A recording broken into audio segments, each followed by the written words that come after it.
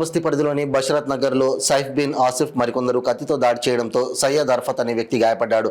బాధితులు కాలాపత్తర్ పోలీస్ స్టేషన్కు వచ్చి సైఫ్ బిన్ ఆసిఫ్ మరియు ఇతరులపై ఫిర్యాదు చేయగా కాలాపత్తర్ పోలీసులు ఫిర్యాదును స్వీకరించారు. గాయపడిన వారిని చికిత్స కోసం ఉస్మానియా ఆసుపత్రికి పంపి కేసు నమోదు చేసి దర్యాప్తు ప్రారంభించారు. ఈరోజు 14 తారీఖున 10 గంటల సమయంలో ఈ అల్తాఫ్ అనే వ్యక్తి, ఇతనికి 16 సంవత్సరాలు ఉంటాయి. ఇతను బషరత్ నగర్లో ఉంటాడు, కాలాపత్తర్ ఏరియాలో.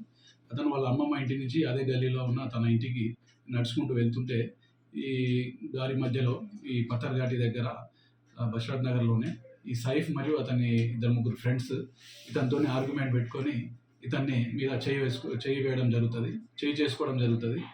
అప్పుడు ఈ అల్తాఫ్ ఏం చేస్తాడంటే వాళ్ళ ఓన్ బ్రదర్ అయిన అరాఫత్కు చెప్పడం జరుగుతుంది, ఈ విధంగా సైఫ్ నా మీద దాడి చేసిండని, చేతులతో కొట్టాడని. అప్పుడు సైఫ్ ఏం చేస్తాడంటే ఎందుకు కొట్టిండు అని చెప్పేసి అడగడానికి అరాఫత్ మరియు వాళ్ళ ఫ్రెండ్ వసీం కలిసి ఇతన్ని అడుగుదామని సైఫ్ ఆ ప్లేస్కి వస్తారు. అడిగే క్రమంలో ఈ సైఫ్ అనే వ్యక్తి, సైఫ్ బిన్ ఆసిఫ్ అతని పేరు, అదే కాలనీకి చెందినవాడు.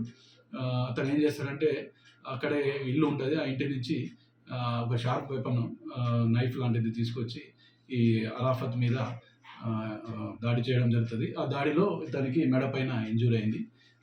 ఆ తర్వాత వసీంకు కూడా కొద్దిగా ఈపు దగ్గర ఇంజూరీ అవుతుంది. వీళ్ళిద్దరికి అవుట్ ఆఫ్ డేంజర్.